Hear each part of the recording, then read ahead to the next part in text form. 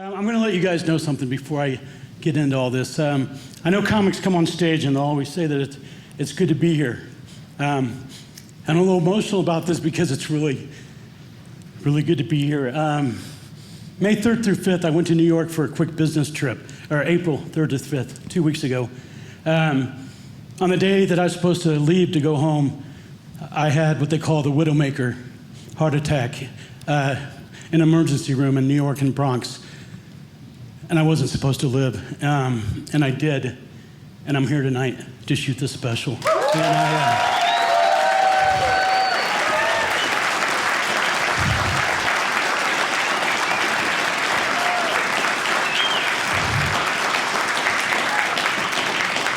God is good. Let's get into this, though. Let's get to know each other. I grew up outside of Kansas City, Missouri. From 1970 to 1976, I grew up in an orphanage, in a foster home. And in 1976, I finally got adopted by some really poor, very religious rednecks outside of Kansas City. And I didn't realize how poor we were. I didn't really know. All I knew is that I finally had parents, and I was excited. God, I was excited to have parents. How many people are old enough to remember the original G.I. Joe doll, the 12-inch? Does anybody remember those? Hasbro built these things. They started building 1964 to 1969.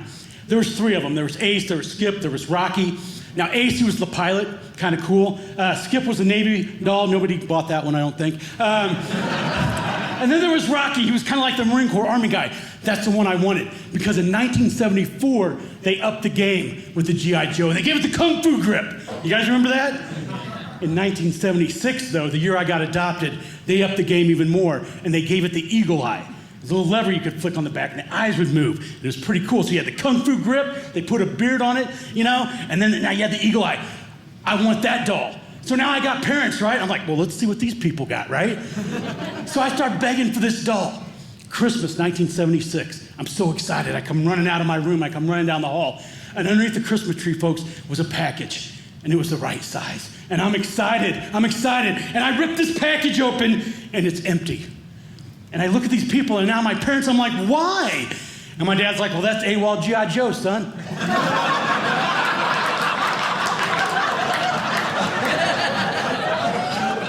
I'm like, so we're poor is what you're saying. We are poor.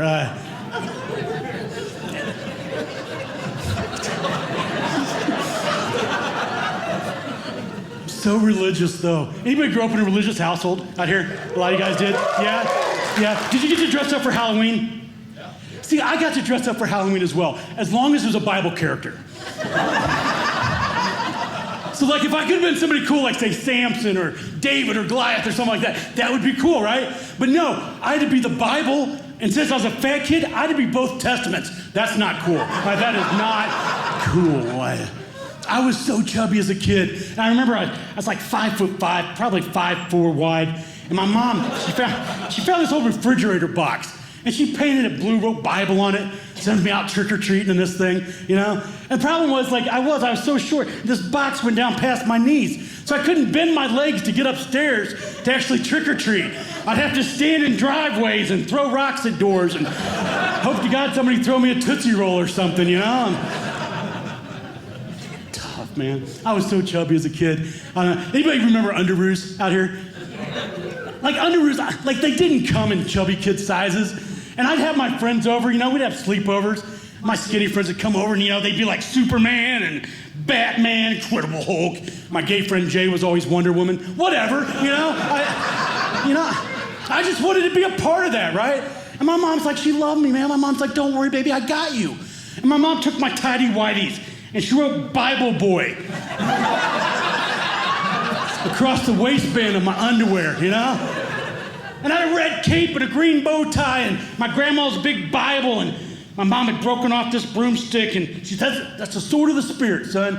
Go play with your friends, And it's cool, man, when you're like, the armor of faith and righteousness, man, you can beat everybody. Like Spider-Man, I'll cut right through your web with my sword of the Spirit, And we're out there playing and it's fun. Until I looked down and realized my mom had written Bible verses in my crotch. Mine said, thy rod and thy staff, they comfort thee. I'm like, what? I'm 8 years old. Oh, that's creepy, Mom. That is not cool.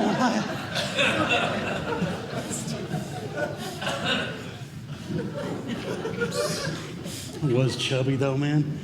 I was on Weight Watchers from the time I was 8 years old, on a diet. I had to take my lunch to school, you know? I'd take like a half a grapefruit and 2 hard-boiled eggs. That was my lunch every day. And we lived out in the country, man. It's hot. My lunch of those hard-boiled eggs will start stinking. The bus driver would get mad and he'd toss my lunch out the window every day. Then I'd get to school and have to cry to the lunch lady, like, you got any tater tots or beanie weenies or something left back there? Little pigs in a blanket. And thank goodness, man, the lunch lady was my grandmother.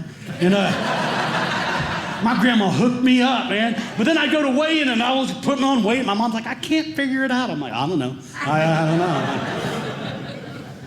know. Chubby and picked on. Had that Tupperware haircut, you know? That bowl haircut. Birth control glasses, you know? Always had a cold sore, man. Just horrible, you know? And got bullied. Anybody get bullied in here? Like, yeah, you either got bullied or you were the bully. You're one of the two, right? I had this kid every day after school. His name was Brian. And we'd get off the school bus, and Brian would knock the books out of my hands. He'd start punching me every day. And my dad, he delivered gasoline to farmers, you know, for United Co-op. That's what my dad did. And I remember one day, I'm 8 years old, and it was raining that day, so my dad couldn't really work. And I come home from school, and I walk in the house, I'm crying. My dad looks at me, he's like, what's wrong? Oh, it's Brian, Dad. You know, he keeps on beating me up. My dad's like, get in the car. And we get in the car, we drive to Brian's house. And my dad rings that doorbell, and Brian's mom answers the door. My dad goes, I think your boy and my boy got some things they need to work out. I don't know what kind of MMA training they were doing in Brian's house, but Brian's mom holds that door open. Brian comes running out into this flying kick right into my face, starts beating the crap out of me in front of my dad, right? My dad comes over, he picks me up, he's like, well, that didn't go the way I thought it would. Puts me in the car, and he takes me down to Shun Lee's Academy. And I started taking Taekwondo when I was 8 years old. And I get a couple lessons in me, you know? And I'm ready for Brian. We get off that school bus, Brian knocks them books out of my hands, starts to punch me. I'm like, time out, Brian! I'm like, I need you to throw a punch like this so I can block you like this. Get you there, elbow to the face. And Brian doesn't fight like that. And Brian continued to kick my butt for 4 more years. I finally got my black belt when I was 13 years old. The problem was Brian moved away when I was 12. And I keep on seeing these shows where you can confront your bully. Brian, if you're here tonight, I'm not saying I'm ready for you, but there are a couple big guys in the front right here that I think you can take you, man. That's all I'm saying. We will.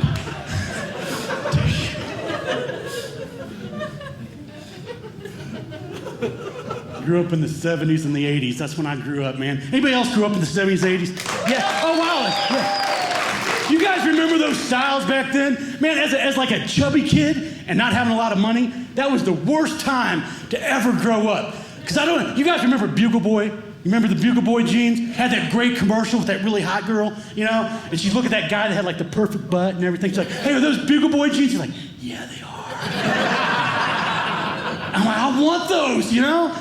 We didn't have that kind of money. We shopped at Sears. I wore Tough Skins, you know, just the plain pocket jeans, you know? And it was tough. Do you guys remember the tight roll? That was going on back then, you know? But I had to shop in the men's department because I was so fat, I had to get a men's waist, which means I had to get a men's inseam, you know? And so I'd have to try to tight roll this men's inseam, and I'd work on it in Tough Skins, and I'd get it, and then it looked like a pair of leg warmers, you know? All the mean kids would call me Fat Benatar, you know?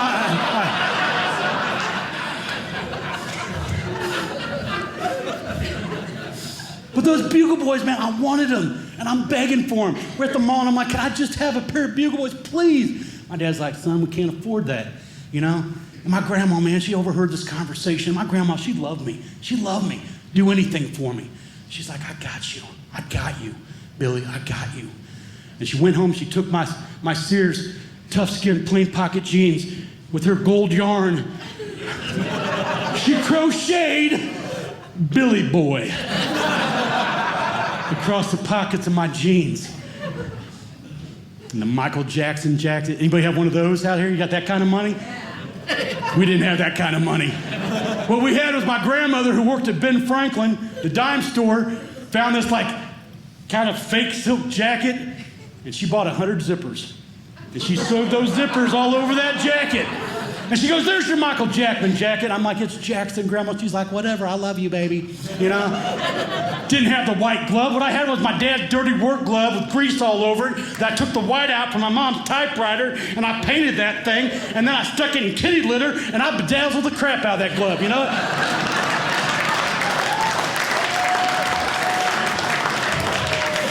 And off to school I go with my Billy Boy jeans and my Joseph and the Amazing Technicolor zipper jacket and my kitty litter glove and my woohoo, you know? And you will get beat up for that. I'm just telling you right now. It'll make your junior high days really long and slow and just brutal.